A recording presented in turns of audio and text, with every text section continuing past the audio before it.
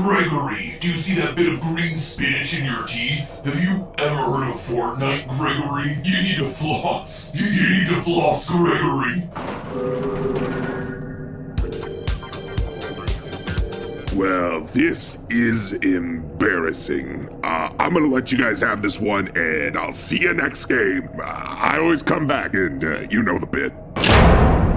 Did we just win? No, we did not, superstar.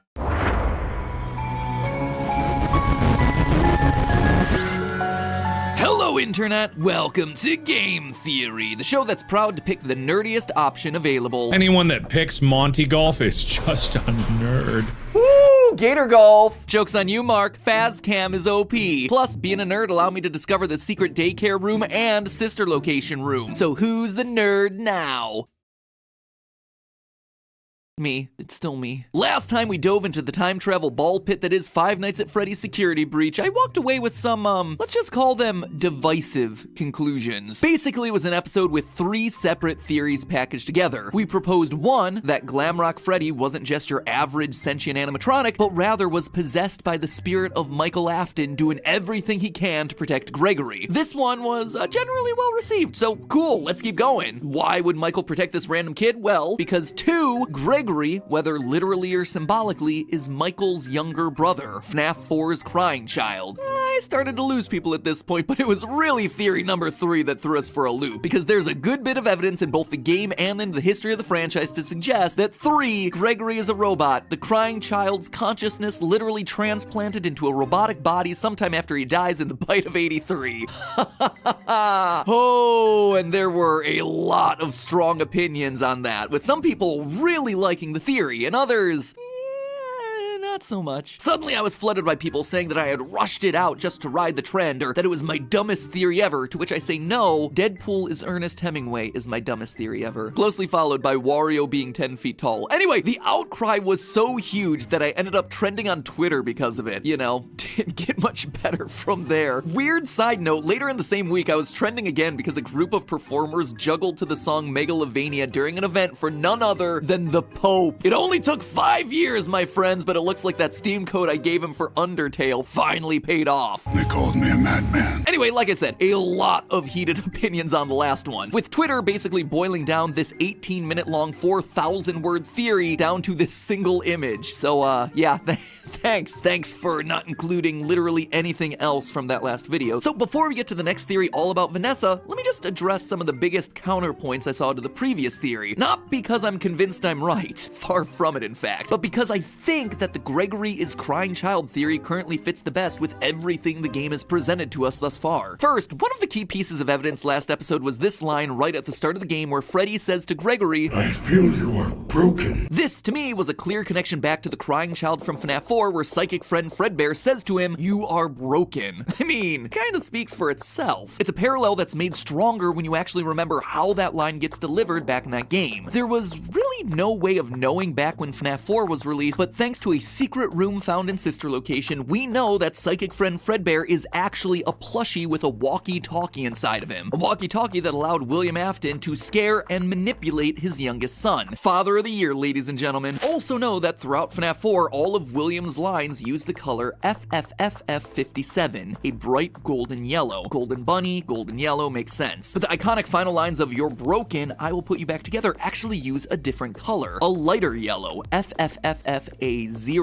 Back then, we never really came to a satisfying explanation. Was it a mistake? Was it another spirit? Was it maybe the puppet? But now, 7 years of investigation later, we know for sure. Someone else is indeed talking here. Someone who, in sister location, is mistaken for his dad. Someone who turns purple, just like his dad. Someone who can't die, like his dad. And someone who had the lines immediately prior apologizing to his kid brother, but when that didn't get through, decided to try comforting him through the voice of his best friend. It's Michael Afton, represented by a lighter color of yellow, a color that symbolically connects him back to his father. In short, we have Michael Afton in FNaF 4 saying the line, you're broken, to his brother through the voice of a Fredbear plush. And here in Security Breach, if we're right about all this, we we once again have him saying the same line, "You're broken," to his brother through the voice of another Freddy, this time Glamrock Freddy. I personally think it's a really cool narrative connection between all these games. But a lot of people were quick to point out that there's dialogue in the game files that was cut from the final release, where Freddy says that Gregory is bleeding. Specifically, he says, "Your arm is cut badly, and I am detecting blood. You are injured." This, for many people, disproved that Gregory's an animatronic, and I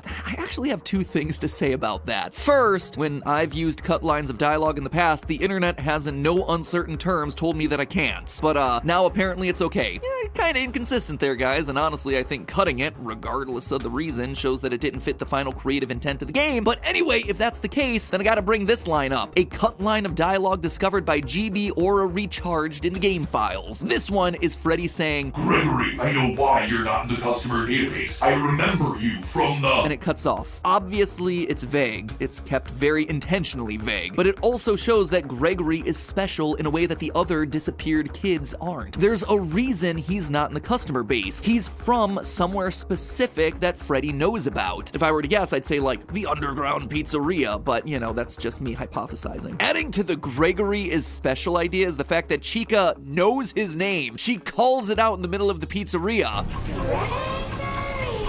Strange detail for a kid who supposedly has no records in the system. Secondly, and I hate to be the bearer of bad news here, but in the books, because everybody loves when I go back to that well, animatronic children do actually bleed. They can also cry and feel cold. Heck, they can even feel hungry and eat. And you don't even have to go to the books for that one, you can just see it with Chica's pizza obsession in Security Breach. So to tell me that a robot child can't bleed? Yeah, I think you gotta really look at the franchise that we're talking about here. And for everyone who is confused about the timeline of Crying Child still being alive and the fact that he would be older at this point, that wouldn't actually be the case. Animatronic children in the books stay at whatever age they're built to be. Charlotte Emily actually had 4 separate versions of herself built, one for each stage of her life, so that way she could grow older, but she would just assume a new animatronic body each time. So Crying Child still being young would actually make more sense here. And to everyone saying, why would he say stuff like, "Don't want to be crushed and twisted into a meat pretzel"? no, again, Charlotte in the books is shocked to learn her true nature in the final chapters. Her consciousness had been grafted onto a childhood toy while she was alive, and after her tragic death had been placed inside of her robot body to function as her memory. So for all she knew, she was just a normal human being just like anyone else. Is it dumb? Yeah, I'll say that it is. Is it complicated? Oh yeah, absolutely. But is it giving us insight into the rules that Scott and everyone who touches this universe operate by? Yes, it undeniably is. Lastly, for everyone who spammed my feed with pictures of sad white boys in striped shirts saying that you had found the Crying Child, thank you for your help uncovering the lore. I get the joke. All white boys with brown hair and striped shirts are apparently the Crying Child. But remember what series we're talking about here, friends. Visual design details have always been an important part of figuring these games out. Take a look at Baby. During Sister Location, she has green eyes, but when you play her minigame, she has blue ones. At least until she kills Elizabeth Afton, who, lo and behold, had green eyes. Superficial design features like this help us to connect the dots. Are they the be-all and end-all of evidence? No, but they do help support an argument. So a little brown-haired boy in shorts with a shirt and 2 stripes seems sus. Have you ever heard of Among Us, Gregory? Speaking of eyes, for all the complaints about the last episode, no one seemed to have any answers to what I see as the 2 strongest pieces of physical evidence here. Why does Gregory look different when Freddy gets Roxy's X-ray eyes? You look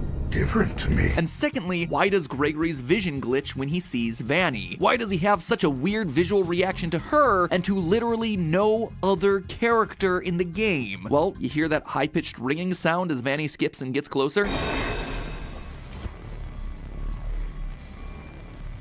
It seems to be a disruptor that makes her invisible to animatronics with older model eyes. In the Fire ending, Freddy, who couldn't see her at any point in the game, explicitly says, "I can see you now. I have new eyes." I mean, this is exactly how the much-hated sound illusion discs from the books work, creating a high-frequency sound to make people and robots invisible and or look differently, but I'm already fighting a losing battle over here, so I'm just gonna gloss over that one. Anyway, to me, it reads as Gregory's robotic eyes being disrupted. I mean, why have CRT CRT lines over the screen and not some other type of filter to show that his vision is getting disrupted? In fact, why have the same CRT lines as the security cameras all around the Pizzaplex? But there's one final piece of evidence I'd like to talk about to help solidify that previous theory before we move on, and that is the screenshot here of the final scene from the Savior ending, where you rescue Vanny from the controller glitch trap. And I use quotation marks here because there aren't any official sources giving names to the various endings. In the game files, they're just labeled as S1, S2, and S3 based on the number of stars that you get for them. It is worth noting, though, that this is the only 3-star ending that currently exists, which seems to imply that it has some level of importance to it. But here we see our 3 main characters, Gregory, Freddy, and Vanessa, all sitting on a hill, which, as I pointed out last time, is very similar to the FNaF 6 gravestone hill. But that's not what's important here. What I want to point out is the ice cream. Gregory is holding a golden Freddy-shaped ice cream with part of its head bitten off. If Gregory is not meant to parallel back to the crying child in any way, shape, or form, then this detail is just mean and irresponsible. This ice cream is the crying child's story coming full circle. He was terrified of animatronics and ended up being bitten by the Golden Freddy spring suit, but now he's the one sitting on a hill taking a big ol' bite out of Golden Freddy. That is not me reading too much into this. That is me lightly interpreting a very clear image that was put directly into this game by the designers. It is barely even subtle. And despite him wearing a blue shirt in most of the endings, here his shirt is colored purple, just like his father's signature color. Couple that with literally everything else, his lack of records, the fact that he goes into the charging station. So I stand by my theory that Gregory is an animatronic of the crying child. Is it a perfect answer? No. Do I love the fact that it complicates the lore even more? No. But does it answer the most questions with the evidence that we have? I believe it does, and it's a heck of a lot better than Fazgoo. But now, 4 pages into this episode, let's actually stop to talk about Vanessa, shall we? Last episode I made a passing statement about how this final image felt to me like the 3 Afton children getting reunited. Crying child, Michael, and Elizabeth Afton, William's daughter that done got scooped by baby back in sister location. It's a scene that, to me, feels like the narrative finally giving them a sense of closure after they quite literally die as a result of their dad's evil deeds. Last time I briefly made mention of Vanessa's blonde hair and green eyes, which is the same as Elizabeth. And here, in this ending, we actually see 2 scenes of her wearing the signature Afton purple. Even the ice cream cone, as opposed to something like Gregory's novelty pop, is a potential callback to her death, where baby delivered an ice cream cone to her before she did the scoop. And when you look at the connections between these 2 characters, it's more than just a couple of visual similarities. The biggest secret in Security Breach right now is a series of 16 retro CDs, invisible collectibles that only Freddy can see, hidden in every obscure corner of the game's map. Then, to play these things, you actually need to have also found the secret sister location room that we talked about last time. Now, these CDs are,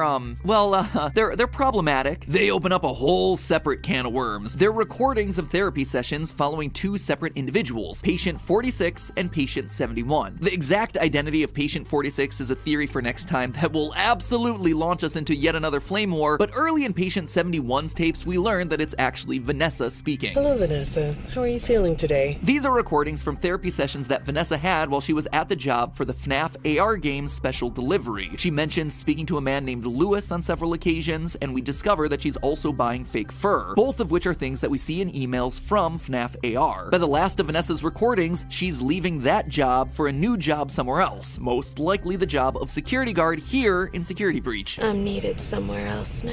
But let's dive into the good stuff, shall we? In Vanessa's second tape, we learn about a custody battle that happened between her parents. Her dad won using manipulative tactics, forcing his daughter to falsely testify. Your dad made you follow instructions, didn't he? I'm talking about the custody battle between your mum and your dad. Your dad didn't play fair, did he? He used to make your mum look bad in court. After losing custody of her daughter, Vanessa's mother, well, here's what the tape does. I know your mum after she lost the custody case. It glitches, implying that her mother ended her own life, which would explain why Mrs. Afton is missing from all the games, and why she may have wound up being rebuilt as the motherly Ballora in sister location. A robot that, wouldn't you know it, sings about her inescapable depression now that the walls of her house are empty. All I see is an empty room, no more joy, an empty tomb. We also hear Vanessa lines like this. Oh, you like those? Apparently, the janitor on this floor has a garden and has been putting bouquets in the offices here for years. Vanessa likes flowers. A small detail, but you know me, small details can often be the biggest evidence. Who else do we know in the series that has an affinity for flowers? Well, think back to FNaF 4. Remember this random empty bedroom with a huge portrait of a flower on the wall? It's Elizabeth's room before she got scooped. Then you have Vanessa lines like this. Lots of people know more than I do. Sometimes I need to listen. Now, this might be a stretch, but I believe it's referring to when Elizabeth got scooped by Baby. Her dad had repeatedly and explicitly warned her not to go near Baby, but she didn't listen. And in doing so, she ended up getting herself trapped inside the animatronic. Don't tell Daddy that I'm here. I wanted to watch a show too. I don't know why he won't let me come see you. You're wonderful. Vanessa also says in her tapes that she doesn't like dark basements. I have a craft space in my basement. Maybe I could come up with something you could learn to do. I don't like dark basements. It's another line that seems to be pointing us in the direction of Baby, who was trapped underground for years in Circus Baby's entertainment and rentals, looking for a way back to the surface. I've been out before, but they always put me back. They always put us back inside. There's nowhere for us to hide here. There is nowhere to go. And to put one final nail in this coffin, right back in the second CD, we actually learn the name of Vanessa's father. I feel like I know your dad, too. Bill, right? Bill is short for William. That's just the game trolling us with a coincidence, right? Wrong. You see, going back to FNaF AR, we learned that Vanessa's last name begins with an A. From there, we can connect the dots. Bill A, William Afton. But didn't Baby burn at the end of FNaF 6? Well, yeah, she did, but you see how effective that was. How are you not dead? I mean, to be fair, the thought that burning him is going to work is stupid, because people have tried to burn him to death no less than 3 times in this franchise. Spoiler alert, it doesn't work! But here's the kicker. At the end of the game, we meet the Blob, a weird tentacle monster made up of all the original members of the series. FNaF 1's Chica and Bonnie, FNaF 2's Mangle, Sister Location's Funtime Freddy, a random endoskeleton crawling out of the bottom, the puppet mask without tears, I might point out, and Baby's face. Now, don't get me started on this being Baby's original face and not Scrap Baby's updated look where she came back to FNaF 6 in. I have words about that. Anyway, look at them all here on screen. You notice anything strange? Most of the animatronics' eyes are lit up. Funtime Freddy, Chica, Mangle, even this random endoskeleton at the bottom. But now take a look back at Baby's mask. The eyes are blacked out. So although the Blob has absorbed Baby's body during the burning down of Freddy Fazbear's Pizza Place, her spirit, the spirit of Elizabeth Afton, is no longer present. It is unaccounted for. It is on the loose, and as such, potentially at large within the game. Is she, in some way, Vanessa? And if so, how?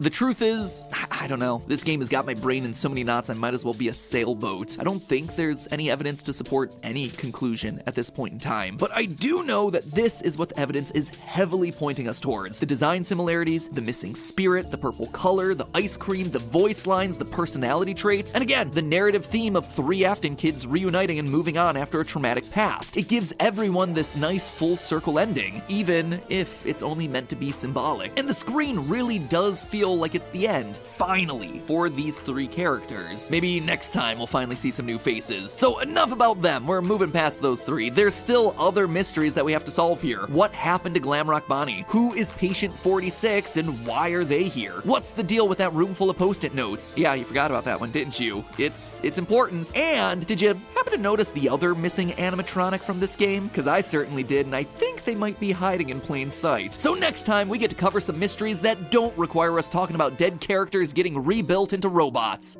Scratch that, we're talking about William Afton. That's kind of unavoidable at this point. Oh, this franchise is so ridiculous. Anyway, next time, we're gonna sweep up a few other mysteries as we try to make more sense out of the game that quite literally threw everything against the wall to see what would stick. Speaking of things sticking on walls, why don't you spice up your decor with some 80s-tastic magnetic posters that stick on your walls with today's sponsor, Displate. Who needs a time-traveling ball pit to revisit the 80s when you can have those bright neon colors and designs on each and every one of your walls. I don't know about you, but I love using posters to decorate, but paper posters can start to feel a bit flat and tired over time. They can fade, they can rip. This is where Displate comes in. They use metal to make their posters so that the bright colors and designs always pop, never fade, and don't feel cheap like paper scotch taped against the wall. Plus, unlike the animatronics that we brutally tear apart in this game, these metal posters are incredibly durable. Fazbear Entertainment, listen up, because we've all seen how Monty likes to trash his room, but this could be the solution for you. They survived a cross-country move for us looking just as good as they did when we began, so why not a rampaging alligator animatronic? With millions of designs to choose from, you're never gonna run out of ways to dress up your bedroom, your living room, your office, your dorm room. They should probably let Vanny know. I get that she's going for that whole creepy serial killer vibe, but there's so much more to interior design than just dirty walls and writing your name on them. They have tons of designs with Five Nights at Freddy's, but hey, if FNaF's not for you, I found these incredible retro video game characters like Mario, Link, and Cloud, all with that same 80s vibe that we see in Security Breach. What if you want to change your style? Maybe you've moved away from glam rock into something more traditional? No worries, Displate's signature magnet hanging technology is there to make the process easy and painless. Just take the old poster off the wall and put up the new one. No nails, no holes, no problem. If you go down to the description below and click the link, you can get 23% off 2 posters. And if you really want to go crazy, you can order 3 or more Displate posters and you'll get 29% off your order. Just add them to your basket and the discounts will be automatically applied at checkout. But it's only for a limited time, so get going and upgrade your decor like you're upgrading Glamrock Freddy. Don't even have to destroy your friends to do it. Once again, head down to the description to get my limited time discount and level up your home with these awesome posters. And as always, remember my friends, it's all just a theory. A game theory. Let's hope this one goes over better.